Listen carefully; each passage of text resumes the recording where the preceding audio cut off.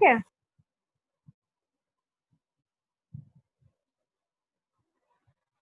क्या बता रही हूँ, देखिए मैं आपको कि बेयर वायर को कभी भी टच नहीं करते हैं जो सर्किट में अटैच्ड है, ठीक है। इससे हमें शॉक भी लग सकता है, ठीक है, इससे हमें भयानक शॉक भी लग सकता है।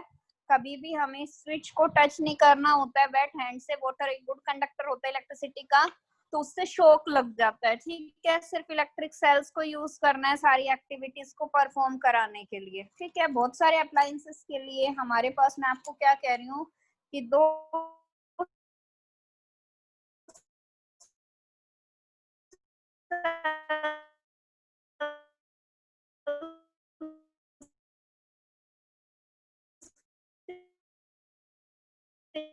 जरूरत होती है, और वो डिवाइस की बैटरी क्या होता है, कनेक्ट होता है दूसरे सेल के नेगेटिव टर्मिनल से, ठीक है। क्या कह रही हूँ, देखिए मैं आपको कि सीरीज के अंदर क्या होता है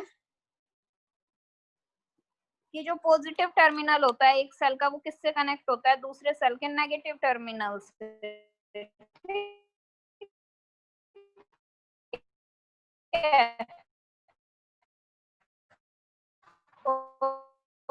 कितने नंबर ऑफ सेल्स हम क्या कर सकते हैं इसमें होते हैं सारे सेल्स। वही बात समझ में, ये आपको याद रखना है। सीरीज कॉम्बिनेशन में क्या होता है, एक सेल का पॉजिटिव टर्मिनल दूसरे सेल के नेगेटिव टर्मिनल से कनेक्ट होता है, ठीक है। एक सेल का पॉजिटिव टर्मिनल किससे कनेक्ट होता है, दूसरे सेल के नेगेटिव टर्मिनल से कनेक्ट होता है, ठीक है। पैरेलल में क्या होता है, जो पॉजिटिव टर्मिनल्स होते हैं सारे सेल्स के, ठीक है, जो पॉजिटिव टर्मिनल्स होते हैं सारे सेल्स के, वो किससे कनेक्ट होते हैं, एक वायर से, और जो नेगेटिव टर्मिनल्स होते हैं वो दूसरी वायर से कनेक्ट होते हैं, ठीक है। सेल्स को इकट्ठे पकड़ने के लिए हम क्या यूज करते हैं, बैटरी होल्डर्स यूज करते हैं। सेल्स को इकट्ठे एक बैटरी में पकड़ने के लिए क्या यूज करे जाते हैं, बैटरी होल्डर्स यूज करे जाते हैं, ठीक है। तो देखिए ये क्या है, सेल्स हमारी कनेक्ट सीरीज में पहले कॉम्बिनेशन में एक सेल का पॉजिटिव टर्मिनल दूसरे सेल के नेगेटिव टर्मिनल से अटैच है, और इसमें क्या है, पॉजिटिव टर्मिनल्स एक वायर से अटैच है और नेगेटिव टर्मिनल्स एक वायर से अटैच है। ये हमारा कैसा कॉम्बिनेशन है बेटा, पैरेलल कॉम्बिनेशन है, ठीक है।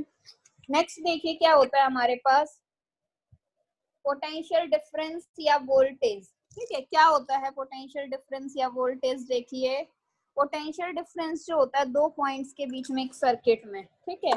पोटेंशियल डिफरेंस क्या होता है कि कितना वर्क डन किया गया एक यूनिट चार्ज को एक पॉइंट से दूसरे पॉइंट पे लाने के लिए, ठीक है।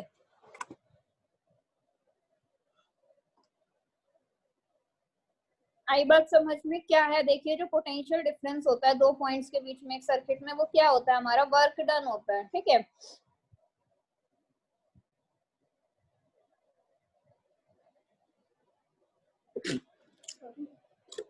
कि यूनिट चार्ज को एक पॉइंट से दूसरे पॉइंट तक लाने के लिए कितना वर्क डन किया गया, ठीक है, वही क्या कहलाता है, हमारा पोटेंशियल डिफरेंस कहलाता है, ठीक है। और ये कॉमनली हमारा क्या कहलाता है, वोल्टेज, और इसे मेजर किया जाता है किसकी यूनिट्स में, वोल्ट्स की यूनिट्स में, ठीक है। वोल्ट मीटर जो होता है वो मेजर होता है किसके लिए, वोल्टेज को मेजर करने के लिए, ठीक है। एक सेल में एक जो पॉजिटिव टर्मिनल होता है वो किस पे होता है, हायर पोटेंशियल पे देन द नेगेटिव टर्मिनल, ठीक है।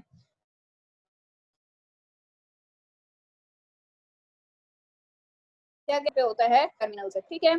करंट कहाँ से कहाँ फ्लो करता है, करंट फ्लो करता है हायर पोटेंशियल से लोअर पोटेंशियल की तरफ, ठीक है। करंट कहाँ से कहाँ फ्लो करता है, हायर पोटेंशियल से लोअर पोटेंशियल की तरफ, यानी कि पॉजिटिव टर्मिनल से कहाँ फ्लो करता है, नेगेटिव टर्मिनल की तरफ, ठीक है। आ गई बात समझ में, करंट कहाँ से कहाँ फ्लो करता है, हायर पोटेंशियल से लोअर, तो हायर पोटेंशियल पॉजिटिव टर्मिनल का है और लोअर पोटेंशियल नेगेटिव टर्मिनल का है, तो जो करंट का फ्लो होता है वो कहाँ से कहाँ होता है, पॉजिटिव टर्मिनल से नेगेटिव टर्मिनल की तरफ, ठीक है।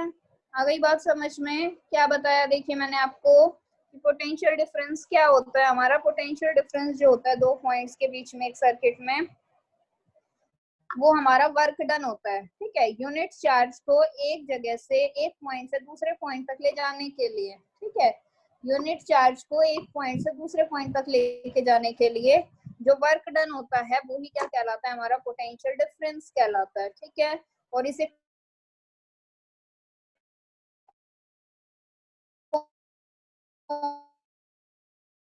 कॉमनली क्या क्या वोल्ट्स की यूनिट। पॉजिटिव टर्मिनल होता है वो हायर पोटेंशियल पे होता है नेगेटिव टर्मिनल से, ठीक है। तो इसीलिए जो करंट का फ्लो होता है वो कहाँ से कहाँ होता है, पॉजिटिव टर्मिनल से नेगेटिव टर्मिनल की तरफ होता है, ठीक है। देखिए ये होता है हमारा वोल्ट मीटर बेटा, दिखाई दे रहा है सबको, ये क्या है हमारा एक वोल्ट मीटर है, ठीक है। ये क्या है हमारा एक वोल्ट मीटर है।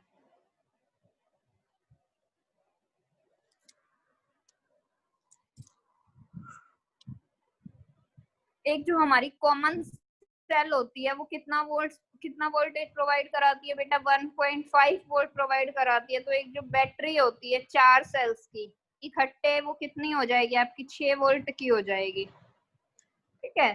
एक कॉमन सेल 1.5 वोल्ट प्रोवाइड कराती है। तो अगर आपकी 4 सेल की बैटरी है, 4 सेल्स आपस में इकट्ठे हैं, तो वो आपकी कितनी वोल्ट की हो जाएगी, 6 वोल्ट की हो जाएगी, ठीक है। Most of our appliances work properly at 220 volts, ठीक है। जो हमारे बहुत सारे अप्लायंसेस होते हैं वो प्रॉपर्ली वर्क करते हैं कितने वोल्ट के ऊपर, 220 वोल्ट के ऊपर, ठीक है बेटा।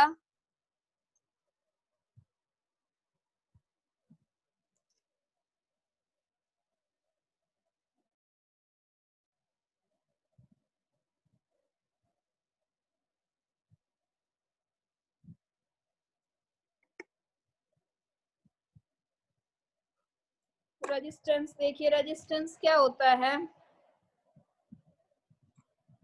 रेजिस्टेंस की अगर बात करते हैं हम, तो देखो रेजिस्टेंस का मतलब समझो पहले, रेजिस्टेंस का मतलब होता है बाधा, ठीक है। रेजिस्टेंस का मतलब क्या होता है, बाधा। तो every material offer some resistance to oppose the flow of current, यानी कि हर मटेरियल के अंदर कुछ बाधा होती है कि वो करंट के फ्लो को रोक के, ठीक है। जो मेटल्स होते हैं उनके अंदर कम रेजिस्टेंस होता है, तो इसलिए उनके अंदर से करंट क्या हो जाता है, फ्लो हो जाता है। इसीलिए हम क्या कहते हैं कि मेटल्स क्या है, हमारे गुड कंडक्टर्स हैं इलेक्ट्रिसिटी के, ठीक है। देखिए रेजिस्टेंस का मतलब क्या होता है बेटा, रेजिस्टेंस का मतलब होता है बाधा, यानी कि करंट का जो फ्लो हो रहा है उसे अपोज करना, ठीक है। जो करंट का फ्लो हो रहा है उसमें बाधा डालना, ठीक है, वही हमारा क्या कहलाता है, रेजिस्टेंस कहलाता है। तो हर मटेरियल जो होता है वो कुछ रेजिस्टेंस ऑफर करता है, ठीक है, करंट के फ्लो को अपोज करने के लिए, ठीक है।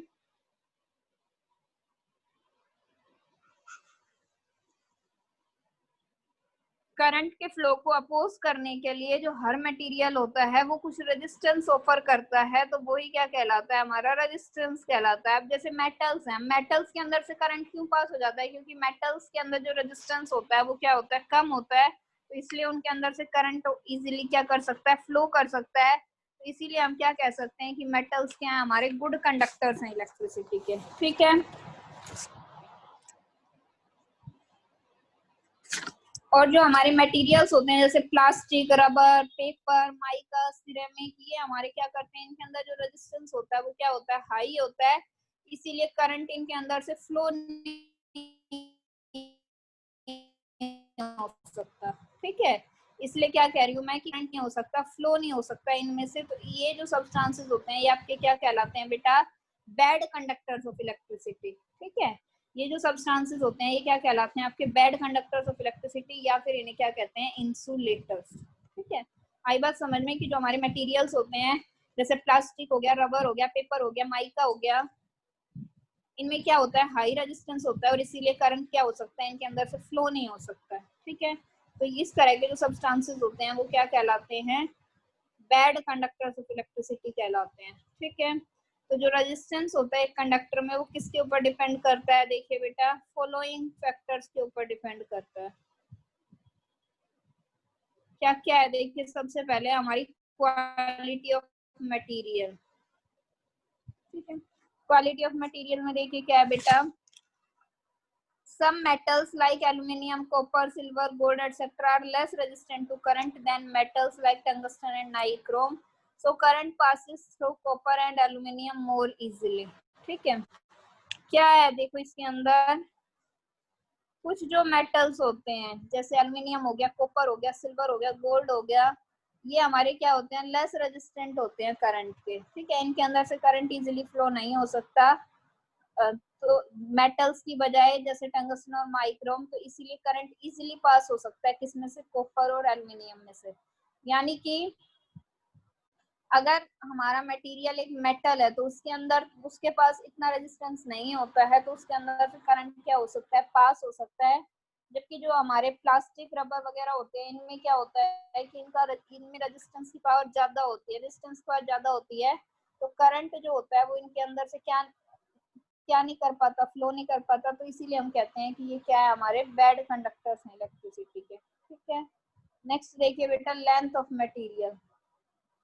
नेक्स्ट क्या आपके पास, length of material. Length of material का देखिए क्या फर्क पड़ता है, रेजिस्टेंस इंक्रीज होता है किसके साथ, वायर की लेंथ के साथ। ठीक है, रेजिस्टेंस जो होता है वो वायर की लेंथ के साथ या मटेरियल के साथ क्या होता जाता है, इंक्रीज होता जाता है, इसलिए लेस करंट फ्लो करता है लॉन्ग वायर्स से।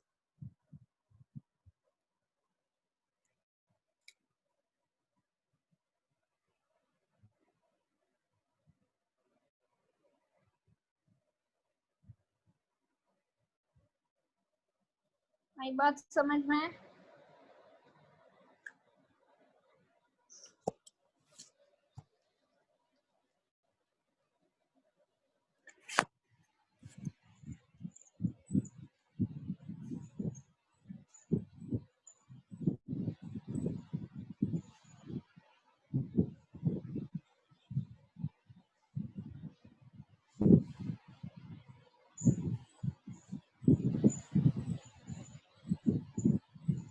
यहाँ तक किसी को कोई प्रॉब्लम है तो पूछो बेटा पहले।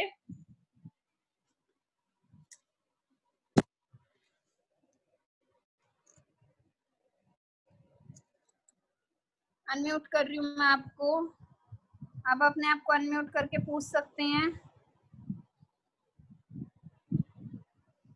No ma'am.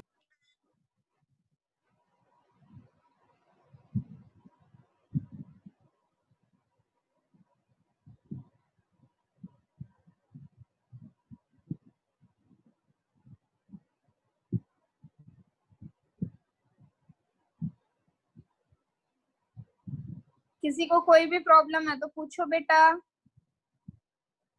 No ma'am. देखिए आगे,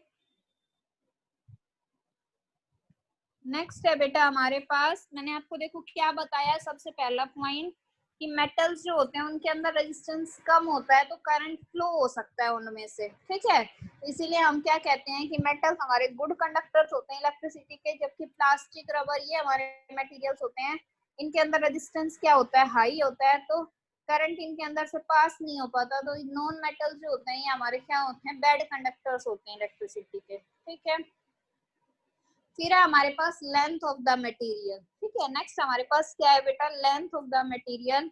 लेंथ ऑफ मटेरियल में क्या कहोगे कि लेंथ बढ़ने के साथ साथ मटेरियल की रेजिस्टेंस भी बढ़ जाता है, तो इसीलिए तार अगर लंबी होती है तो उसके अंदर से करंट क्या होता है, कम पास हो पाता है। ठीक है, नेक्स्ट देखिए क्या है बेटा, थिकनेस ऑफ मटेरियल। ठीक है, थिकनेस ऑफ मटेरियल में क्या बताओगे कि अगर थिकनेस ज्यादा है मटेरियल की, रेजिस्टेंस क्या हो जाता है, कम हो जाता है, यानी कि with the same material and same current, जो हमारे थिकर मटेरियल्स होते हैं वो कम रेजिस्टेंस होते हैं थिन मटेरियल से। ठीक है, आपको क्या याद रखना है कि वायर अगर लंबी होगी तो उसके अंदर से करंट जो होगा वो कम पास होगा। ठीक है, और अगर वो पतली होगी तो उसके अंदर से करंट कम पास होगा। ठीक है, जो हमारे थिकर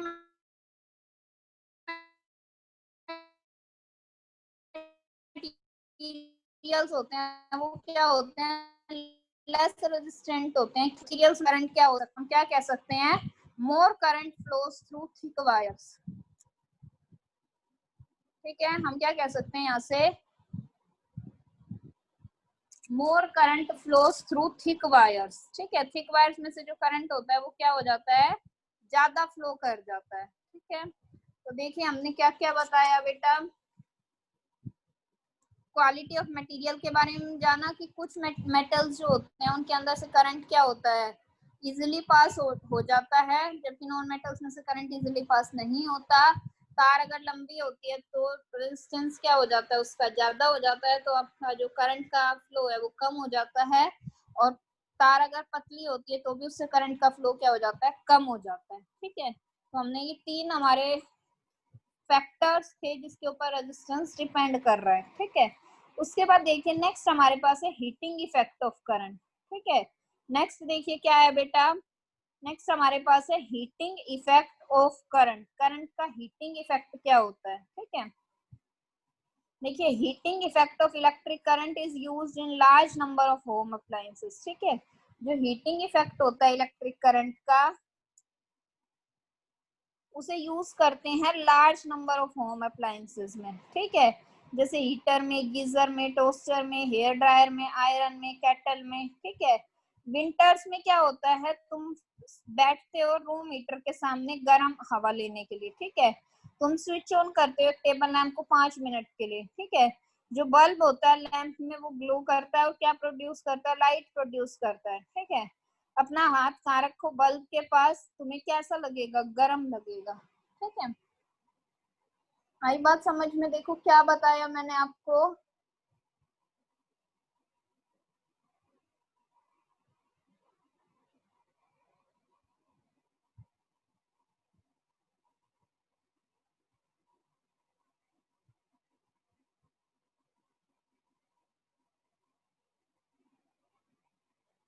देखिए क्या पढ़ा है बेटा आपने कि जो हीटिंग इफेक्ट होता है, ठीक है। जो हीटिंग इफेक्ट होता है, किसका हीटिंग इफेक्ट, इलेक्ट्रिक करंट का हीटिंग इफेक्ट, ठीक है। वो क्या होता है, large number of home appliances में यूज होता है। जैसे हीटर हो गए आपके, गीजर हो गए, टोस्टर हो गए, हेयर ड्रायर हो गए, आयरन हो गए, केटल हो गया, ठीक है। विंटर्स में तुम क्या, अगर रूम हीटर के सामने बैठते हो तो तुम्हें गर्म लगता है, ठीक है। तुम एक टेबल लैंप को, बल्ब लैंप में वो ग्लो करेगा और लाइट प्रोड्यूस करेगा। अब अपना हैंड बल्ब के पास लेके जाओ, तुम्हें कैसा लगेगा, गर्म लगेगा, ठीक है। तो यानी कि जो अमाउंट ऑफ हीट होती है, जो कोई इलेक्ट्रिक प्रोड्यूस हो रही है किसी इलेक्ट्रिक करंट से, ठीक है। क्या कह रही हूँ मैं आपको कि जो अमाउंट ऑफ हीट होती है जो प्रोड्यूस होती है इलेक्ट्रिक करंट से, वो किसके ऊपर डिपेंड करती है, फॉलोइंग फैक्टर्स के ऊपर डिपेंड करती है, ठीक है। क्या है, देखिए सबसे पहला resistance of material used as conductor, ठीक है। रेजिस्टेंस मटेरियल का जिसे किसकी तरह यूज कर रहे हैं, हम कंडक्टर की तरह यूज कर रहे हैं, ठीक है। उसके बाद लेंथ, ठीक है। लेंथ क्या है और थिकनेस क्या है, किसकी, कंडक्टिंग वायर्स की, ठीक है। आई बात समझ में, कंडक्टिंग वायर्स की लेंथ क्या है और थिकनेस क्या है, उसके ऊपर डिपेंड करती है amount of heat. Amount of current in volts, कितना करंट का अमाउंट है वोल्ट्स में, ठीक है। कितना क्या है करंट का अमाउंट है वोल्ट्स में। Time to which current is pass, time जिसमें करंट आपका पास हुआ है, ठीक है। टाइम जिसमें करंट क्या हुआ है आपका, पास हुआ है। इन सब फैक्टर्स के ऊपर डिपेंड करती है क्या, आपकी अमाउंट ऑफ हीट, ठीक है। अमाउंट ऑफ हीट जो प्रोड्यूस्ड होती है किसी इलेक्ट्रिक करंट से, वो डिपेंड करती है इन फैक्टर्स के ऊपर, ठीक है। सबसे पहले रेजिस्टेंस मटेरियल का जैसे कंडक्टर की तरह यूज किया गया है, लेंथ और थिकनेस कंडक्टिंग वायर्स की, ठीक है। करंट की अमाउंट वोल्ट्स में, टाइम जिसमें से करंट आपका पास हुआ है, ठीक है। उसके बाद देखिए resistance of a material used as conductor, ठीक है। रेजिस्टेंस मटेरियल का जिसे किसकी तरह यूज करा जा रहा है, कंडक्टर की तरह। अगर मटेरियल का रेजिस्टेंस ज्यादा है, यानी कि करंट उसके अंदर से कम फ्लो हो रहा है, तो हीट क्या होगी, ज्यादा प्रोड्यूस होगी, ठीक है। आई बात समझ में, हायर जितना ज्यादा रेजिस्टेंस होगा मटेरियल का, उतनी ज्यादा क्या प्रोड्यूस होगी, हीट प्रोड्यूस होगी, ठीक है। जितना ज्यादा रेजिस्टेंस होगा मटेरियल का, उतनी ज्यादा क्या प्रोड्यूस होगी, हीट प्रोड्यूस होगी, ठीक है। उसके बाद देखिए length and thickness of conducting wires, ठीक है। लेंथ क्या है और थिकनेस क्या है कंडक्टिंग वायर्स की, ठीक है। देखिए हमें पता है कि रेजिस्टेंस क्या होता है, लेंथ के साथ इंक्रीज होता है, यही पढ़ा है हमने, ठीक है। या फिर हमने क्या पढ़ा है कि थिकनेस बढ़ने के साथ रेजिस्टेंस डिक्रीज होता है, ठीक है। तो इसीलिए छोटी और मोटी वायर्स में रेजिस्टेंस क्या होता है, कम होता है, तो हीट भी क्या होती है, कम प्रोड्यूस होती है। जबकि लॉन्गर और थिनर वायर्स में रेजिस्टेंस ज्यादा होता है, रेजिस्टेंस ज्यादा होता है तो हीट भी क्या होती है, ज्यादा प्रोड्यूस होती है। यानी कि अगर देखिए रेजिस्टेंस ज्यादा होगा तो हीट भी ज्यादा प्रोड्यूस होगी, और रेजिस्टेंस कम होगा तो हीट भी क्या होगी, कम प्रोड्यूस होगी, ठीक है। In the appliances which require heavy load और वोल्टेज, उन अप्लायंसेस में जिनमें हैवी लोड या वोल्टेज की जरूरत होती है, जैसे आपका फ्रिज हो गया, एसी हो गया, माइक्रोवेव हो गया, उनमें क्या होता है, शॉर्ट एंड थिक वायर्स। ठीक है, हम क्या करते हैं, शॉर्ट और थिक वायर्स गुड कंडक्टर की, जैसे कॉपर की यूज करते हैं, ताकि वो क्या ना हो, हीट अप ना हो। ठीक है, ताकि हीट की अमाउंट इतनी ज्यादा प्रोड्यूस ना हो। ठीक है, यहाँ तक बोलिए, किसी को कोई प्रॉब्लम है तो अनम्यूट करके पूछ सकते हो बेटा।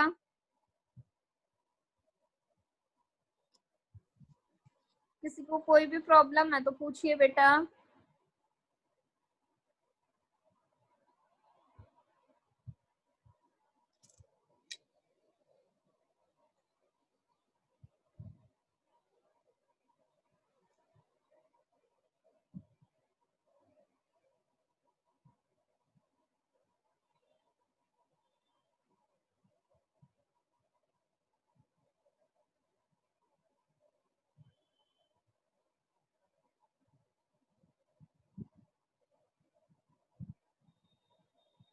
चलिए फिर आप बताइए, कौन बताएगा, चलो हैंड रेज करो अपना, पहले बताना चाहता है।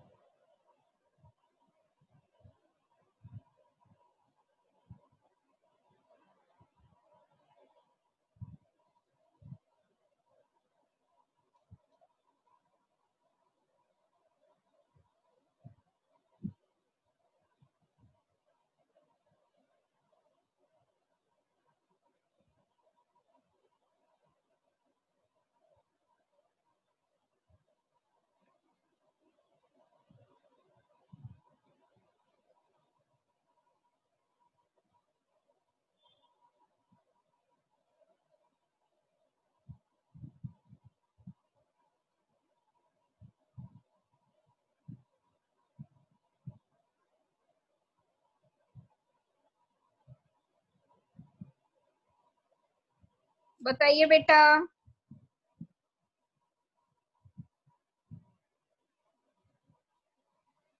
बोलिए कौन बताएगा सबसे पहले।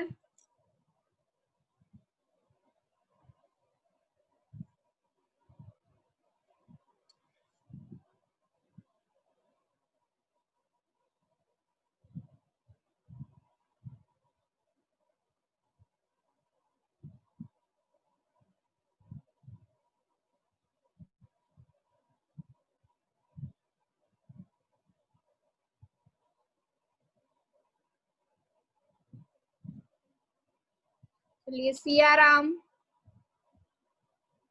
सियाराम अनम्यूट करिए बेटा अपने आप को। सियाराम। Yes ma'am. हाँ बेटा बताओ, अगर लेंथ ज्यादा होती है तो रेजिस्टेंस ज्यादा होता है या कम होता है। मैम ज्यादा। लेंथ ज्यादा होती है तो रेजिस्टेंस भी क्या होता है, ज्यादा होता है। रेजिस्टेंस क्या होता है,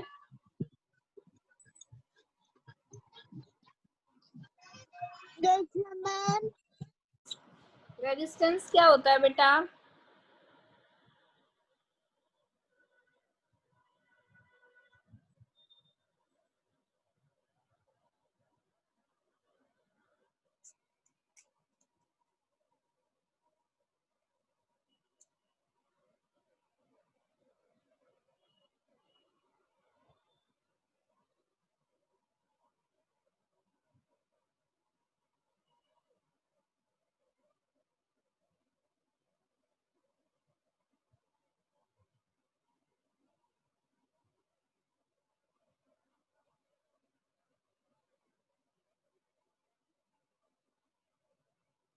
बताइए सियाराम,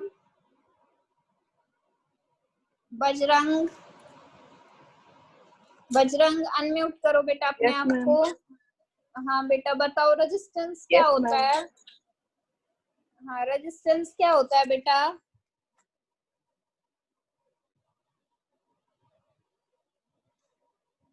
बताओ बेटा रेजिस्टेंस क्या होता है।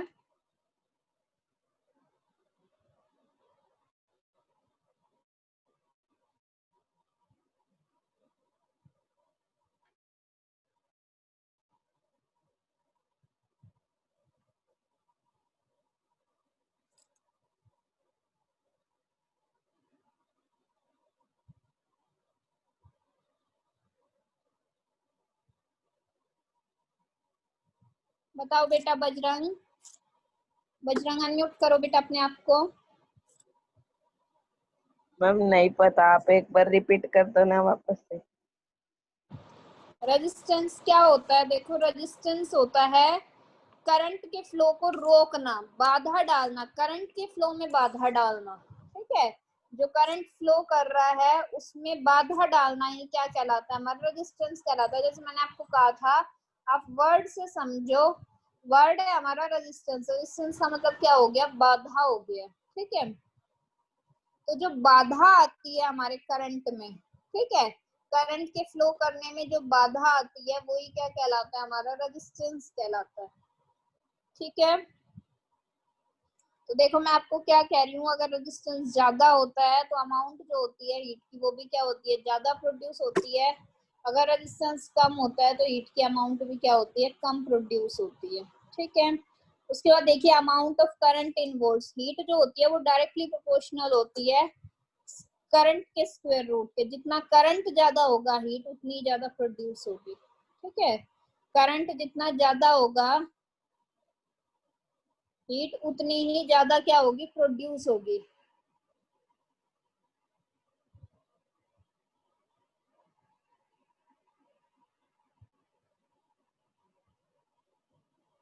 ठीक है, नेक्स्ट देखिए time to which current is passed. ठीक है, टाइम जिसमें से करंट पास हो रहा है, हीट प्रोड्यूस होती है टाइम इंक्रीज होने के साथ साथ। ठीक है, हीट जो प्रोड्यूस होती है वो किसके साथ इंक्रीज होती है बेटा?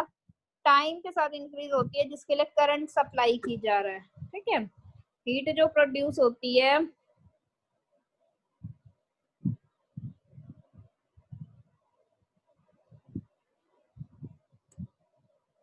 ठीक है, हीट जो प्रोड्यूस होती है वो किससे होती है बेटा? इंक्रीज होने के साथ, क्या? टाइम इंक्रीज होने के साथ। ठीक है, हीट की अमाउंट, हीट जो प्रोड्यूस हो रही है वो किसके साथ इंक्रीज होती है? टाइम जिसके लिए करंट क्या किया जा रहा है? सप्लाई किया जा रहा है। ठीक है, उसके बाद देखिए from these activities we learned that for different requirements wires of different materials length and thickness are used। ठीक है, इन एक्टिविटीज से हमें ये मिलता है कि डिफरेंट रिक्वायरमेंट्स के लिए जो डिफरेंट मटेरियल्स की वायर्स है जिनकी अलग अलग लेंथ और थिकनेस है वो यूज करे जाते हैं। ठीक है, जैसे कॉपर यूज होता है देखिए कंडक्टिंग वायर्स की तरह। ठीक है, कॉपर को किसकी तरह यूज किया जाता है बेटा? कंडक्टिंग वायर्स की तरह, क्योंकि ये हीट अप नहीं होती है। ठीक है, डैमेज को रोकने के लिए वायर्स की हीटिंग होने की वजह से अप्लायंसेस जैसे computer, television, music system, microwave, इन्हें हम क्या करते हैं? एयर वेंट्स या फैंस में रखते हैं ताकि क्या रह सके? ठंडे रह सके। ठीक है, नाइक्रोम मेटल हमारा बेस्ट सुटेड होता है हीटिंग अप्लायंसेस में, जैसे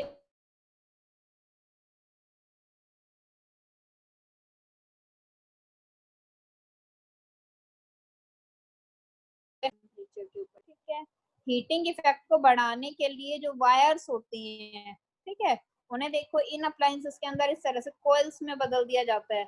और ये जो कॉइल ऑफ वायर कहलाता है हमारा क्या कहलाता है? एलिमेंट कहलाता है। ठीक है, ये जो कॉइल ऑफ वायर है ये क्या कहलाता है? एलिमेंट कहलाता है। ठीक है,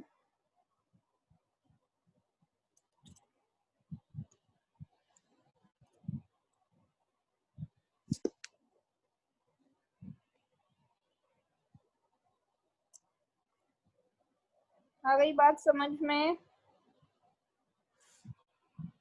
टंगस्टन मेटल को बल्ब्स के अंदर यूज किया जाता है क्योंकि ये हीटिंग पे क्या होता है? ग्लो होता है, और ये हाई टेम्परेचर पे भी क्या नहीं होता है? मेल्ट नहीं होता है। ठीक है, और बल्ब को कहाँ फील्ड किया जाता है? इनर्ट गैस के साथ लो प्रेशर पे, जिससे जो फिलामेंट का वेपराइजेशन है वो रुक सके। अगर फिलामेंट टूट जाता है बल्ब का तो हम क्या कहते हैं कि बल्ब हमारा क्या हो गया? फ्यूज हो गया। ठीक है, हम क्या कहते हैं कि जो बल्ब है वो क्या हो गया बेटा? फ्यूज हो गया। ठीक है, तो देखिए क्या क्या बताया मैंने आपको। कॉपर हमारी कंडक्टिंग वायर्स के लिए यूज होती है क्योंकि ये हीट अप नहीं होती है। ठीक है, नाइक्रोम मेटल हमारा हीटिंग अप्लायंसेस में यूज होता है, जैसे हीटर, टोस्टर, आयरन करता है और मेल्ट नहीं होता हाई टेम्परेचर पे। ठीक है, हीटिंग इफेक्ट को बढ़ाने के लिए वायर्स किसके अंदर बदल दिया जाता है? कॉइल्स के अंदर बदल दिया जाता है, और ये जो हमारा कोयल होता है वायर का, ठीक है, ये जो हमारा कोयल ऑफ वायर है ये क्या कहलाता है, एलिमेंट कहलाता है, ठीक है, ये क्या कहलाता है, एलिमेंट कहलाता है, ठीक है। टंगस्टन मेटल को भी बल्ब के अंदर यूज किया जाता है, ठीक है, जो टंगस्टन मेटल होता है उसे भी क्या यूज किया जाता है, बल्ब्स में यूज किया जाता है, क्योंकि वो चमकता है हीटिंग पे, ठीक है, और इस तरह से वो क्या नहीं होता है, मेल्ट नहीं होता है, ठीक है, वो क्या नहीं होता है, हाई टेम्परेचर के ऊपर मेल्ट नहीं होता है। जो बल्ब होता है उसे किससे भर के रखते हैं, इनर्ट गैस से भर के रखते हैं लो प्रेशर पे, जिससे फिलामेंट का वेपराइजेशन रुक सके, और अगर फिलामेंट बल्ब का टूट गया है तो उसे क्या कहते हैं कि क्या हो गया, बल्ब हमारा फ्यूज हो गया, ठीक है। बताइए यहाँ तक किसी को कोई प्रॉब्लम है तो बेटा, आपका कोई भी डाउट है तो आप पूछ लीजिए।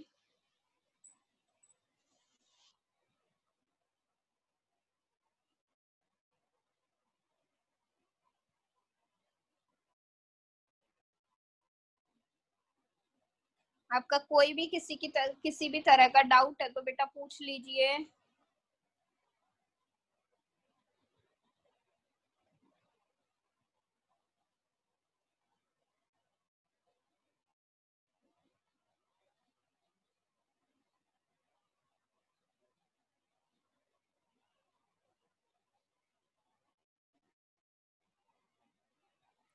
पूछ लीजिए बेटा, कोई भी अगर डाउट है तो।